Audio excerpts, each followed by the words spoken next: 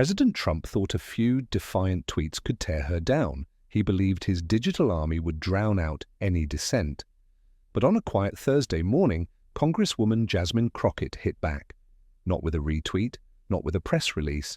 She hit back with a $100 million lawsuit that is now shaking Washington to its core. And what she's exposing is the shocking truth about power, accountability, and the dangerous tactics of a former president. This isn't just another political skirmish. This is the story of Trump's worst nightmare unfolding right now. It began with a lightning strike. 3 furious tweets fired off from Donald Trump's official X account just after 6 a.m. Within minutes, they exploded across the internet. These weren't subtle jabs. They were direct, personal, and venomous. They directly named Congresswoman Jasmine Crockett, accusing her of shady financial dealings, being compromised by foreign interests, and even pocketing campaign donations for personal luxuries. "Jasmine Crockett is a fraud, bought and paid for," one tweet screamed. "Look into her ties to foreign dollars. Shocking what she's getting away with. Nobody's talking about it." The language was harsh, unmistakable, and terrifyingly personal. The tension immediately ratcheted up.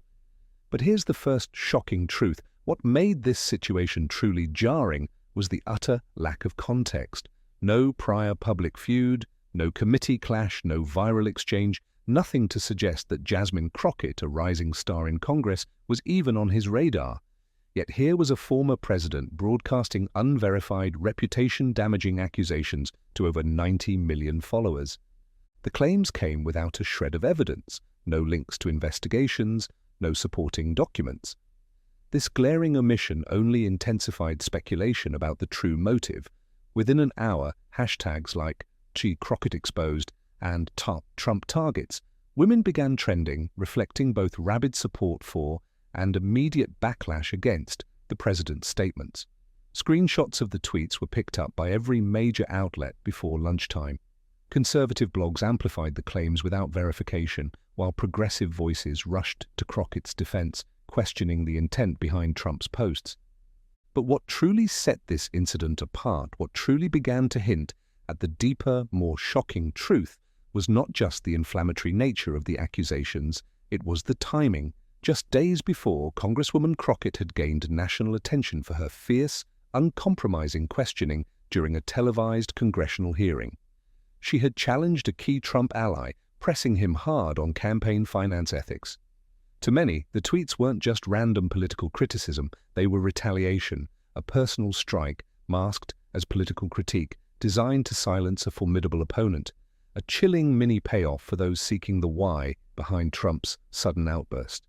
The stage was set, the spark ignited, but the true firestorm, the human cost, and the terrifying revelation of who was really behind the ensuing chaos was just beginning.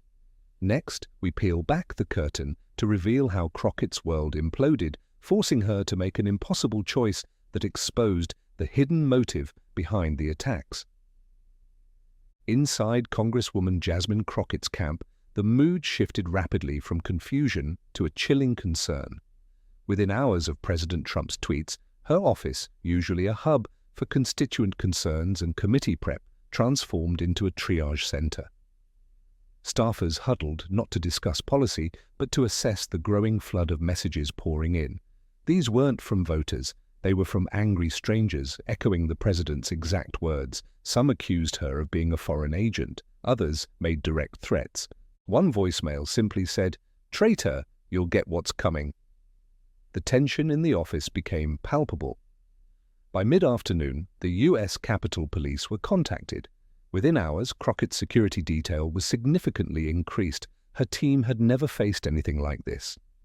This wasn't just online noise. This marked a chilling escalation. This was different. It came from the most powerful office in the country and carried an authority that made the false claims feel terrifyingly legitimate to some. It wasn't just a tweet, one legal analyst on MSNBC stated. It was a digital bullhorn directed at a sitting congresswoman with very real consequences. The Capitol Police advised Crockett to cancel a planned town hall in her district, citing very real safety concerns. But what truly amplified the threat, exposing a deeper, more shocking truth, was that this wasn't just random anger. It was organized, aggressive, and repeated. The threats weren't just from isolated trolls. They stemmed from a chilling belief in Trump's words, fueling a coordinated campaign of intimidation. And the shocking truth goes deeper. Crockett's family wasn't spared. Her mother received a disturbing letter at her home, hand-addressed and postmarked the day after the tweets. Inside was a typed message accusing Jasmine of stealing America's future, and a clipped image from a right-wing meme page. It ended with the ominous words, "She'll pay for what she's done." Crockett's security team even advised her to temporarily relocate from her DC apartment after someone posted its location in a reply thread to one of Trump's tweets. The urgency in the office was now driven by a profound sense of personal violation. Behind the scenes, colleagues began checking in, some sending texts of support. A few, especially younger representatives, voiced a chilling concern about their own safety. "If he can do this to Jasmine," one House member said off the record to a reporter, "what stops him from picking one of us next?" But beyond concern, there was also a strategic silence. Many in Congress, particularly on the Republican side, didn't say a word publicly. Whether out of fear of crossing the president or political calculation, the silence was noticeable. This strategic silence in itself was a telling truth, a silent acknowledgement of the volatile power Trump wielded. Despite everything, she chose not to respond online. No subtweets, no video rebuttals. Instead, she stayed off X entirely for nearly 36 hours, a deliberate, powerful move. "Posting wasn't going to protect me," she reportedly told her chief of staff. "I want something that will—" That something was a lawsuit. Her team knew that public outrage would pass quickly. But a legal case? That could force the conversation to stay focused on the facts, on the evidence, and on accountability. As threats continued into the next morning, that emotional breaking point solidified Crockett's path. One of her longtime aides broke down in tears after opening another email containing doctored images meant to humiliate and intimidate the Congresswoman. That was the final straw. By Friday afternoon, her attorneys had already drafted the skeleton of a defamation complaint. Every tweet was catalogued, each threat was documented. The foundation of the case was clear. The president had used his platform to publish false, reputation-damaging statements with reckless disregard for the truth, and it had triggered very real consequences. She didn't want to sue the president. But, as Crockett would later explain to her legal team, "He used his words to put a target on my back. I won't let that go unanswered." The decision wasn't about politics, it was about principle and safety, and she wasn't waiting for anyone else to fight it for her. The threats didn't end, but the direction of the story was beginning to shift. Crockett wasn't just reacting anymore. She was preparing to hold the president accountable in court. This wasn't just a lawsuit, it was the beginning of Trump's worst nightmare, revealing truths he desperately wanted to keep hidden. By Saturday morning, Jasmine Crockett had broken her silence. After nearly 2 days of strategic quiet, she walked into a crowded press briefing room in Washington, D.C., flanked by her legal team and 2 fellow Congresswomen. The atmosphere was tense but focused. Crockett didn't smile, she didn't wave. She stood behind the podium, looked directly into the cameras, and began reading from a prepared statement. Her voice was steady, her tone deliberate. "Let me be clear," she began. "The President of the United States used his office and his platform to spread dangerous, malicious lies about me. Those lies have endangered my life, my staff, and my family, and I will not stay silent about it." The room, packed with national media outlets, remained quiet as she outlined the timeline: the first tweet, the surge in threats, the cancellation of public appearances, the involvement of Capitol Police. She didn't dramatize it. She didn't need to. The facts spoke for themselves, building a powerful, undeniable tension. She paused, looking directly at a CNN camera. "And now he's going to be held accountable." With that, Crockett stepped back, and her lead attorney, Marcus Callahan, stepped forward. In measured legal language, he confirmed that the Congresswoman had filed a civil defamation lawsuit in federal court that morning. The complaint alleged that President Trump knowingly published false and defamatory statements about Crockett, causing reputational harm and inciting threats of violence. This was the precise legal hammer strike the world was waiting for, but even more notable, and a key element of the shocking truth being revealed, was the argument that Trump's tweets weren't merely personal opinions or political criticism. They were declarations of fact made from the most powerful political account in the country, and because they were demonstrably false, the suit claimed, they met the high legal threshold of actual malice. This wasn't just political rhetoric. This was a calculated attempt to harm, and the lawsuit was ready to prove it. The press conference lasted just over 17 minutes. Crockett didn't take any questions. As she exited the room, she nodded briefly to reporters and walked out the side door, but her words had already begun making waves across the country. By that afternoon, her statement was being replayed on every major news network. MSNBC aired the press conference in full. CNN ran a legal panel segment analyzing the strength of the suit. Even Fox News, typically aligned with Trump, featured a subdued segment acknowledging that the tweets lacked evidence and could open the president up to real legal exposure. Crockett's team began receiving messages from unexpected sources, former federal prosecutors, civil rights attorneys, even some GOP legal minds privately acknowledging that she had a legitimate case. Online, the tone started to shift. While some Trump supporters doubled down, many others, especially independents and moderate voices, began questioning why the president would target a relatively new Congresswoman with such specific and unsupported claims. The tension was building not just in the legal sphere, but in the court of public opinion. Public figures started weighing in. Former Secretary of State Hillary Clinton posted, "No woman, especially one serving in Congress, should ever be subjected to this kind of abuse. I stand with Jasmine Crockett." AOC retweeted Crockett's statement, adding, "This isn't just defamation, it's an abuse of power." But perhaps the most unexpected reaction, revealing a critical crack in the Republican facade, came from Republican Senator Lisa Murkowski, who told reporters, "This is beneath the office. These kinds of attacks on fellow elected officials don't serve the American people. They only stoke division and fear." This, in itself, was a shocking truth. A Republican senator publicly breaking ranks on a Trump attack. Meanwhile, the lawsuit itself was already generating media buzz. Legal filings included screenshots of the original tweets, records of threats and harassment, and statements from digital forensics experts tracing the spike in coordinated online abuse back to within minutes of Trump's posts. The documentation painted a picture of cause and effect that was hard to ignore. Still, Crockett remained measured. She didn't go on a media tour. She didn't flood cable news. Instead, she made just one additional appearance, a Sunday morning interview with NPR where she explained her decision. "This isn't about headlines," she said. "It's about safety, it's about integrity, and it's about making clear that no one, not even the president, is above the consequences of their words." The interview quickly went viral, largely because of her calm tone and refusal to frame herself as a victim. She wasn't looking for sympathy, she was pursuing accountability.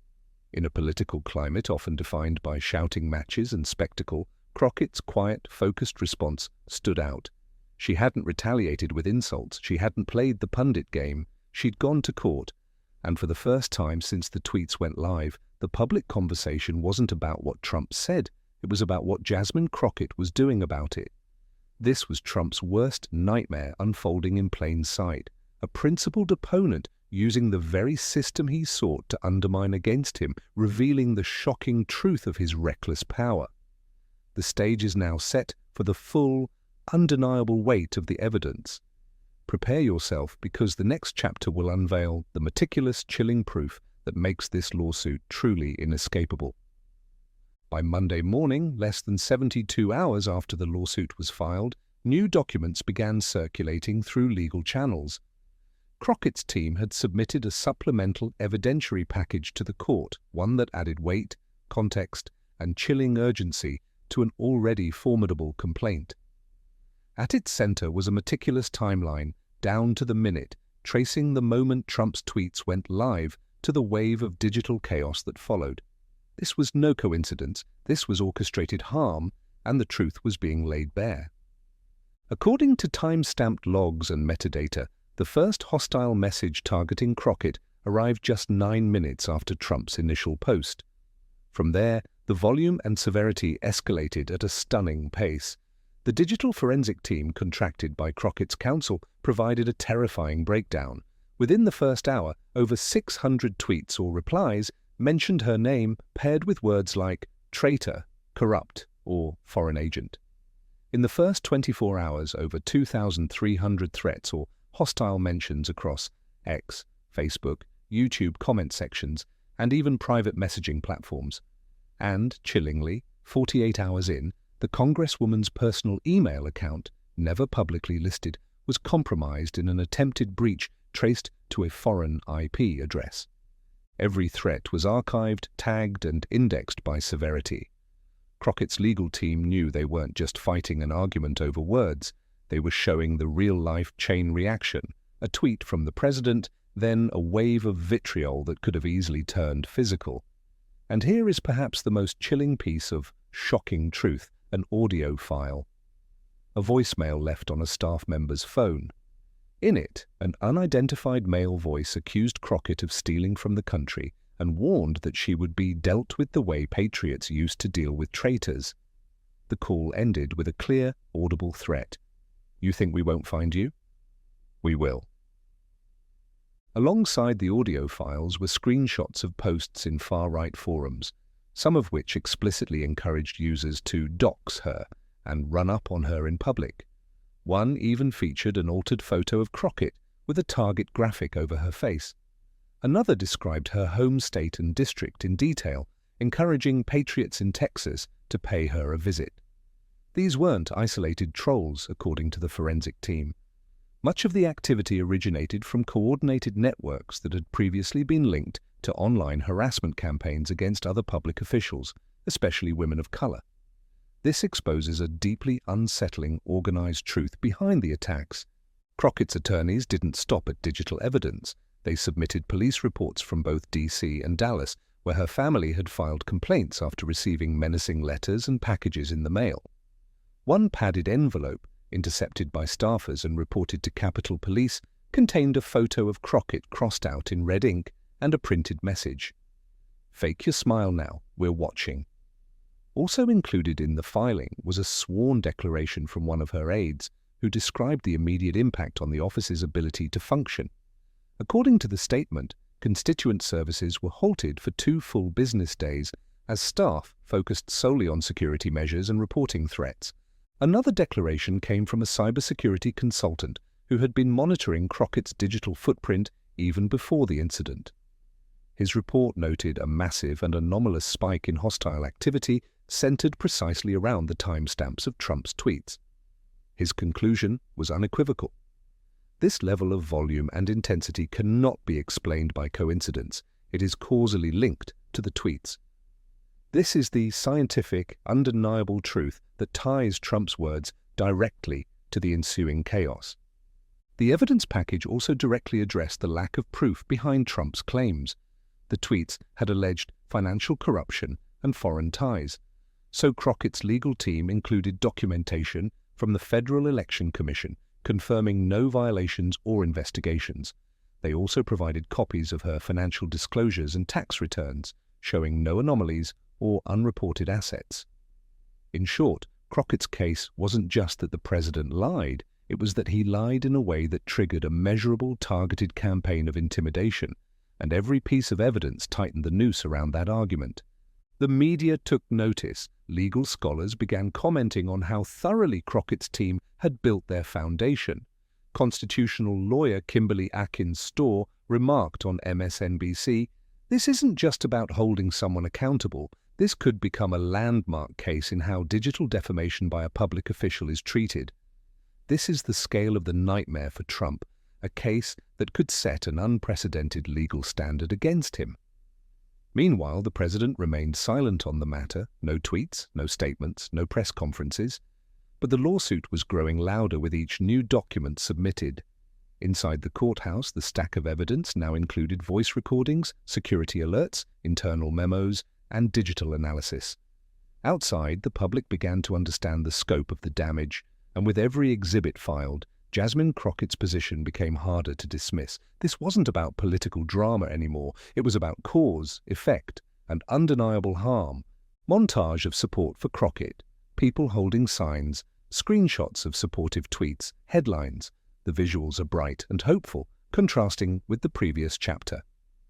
By the end of the second week, something was clearly changing, not just in the court of law, but in the court of public opinion.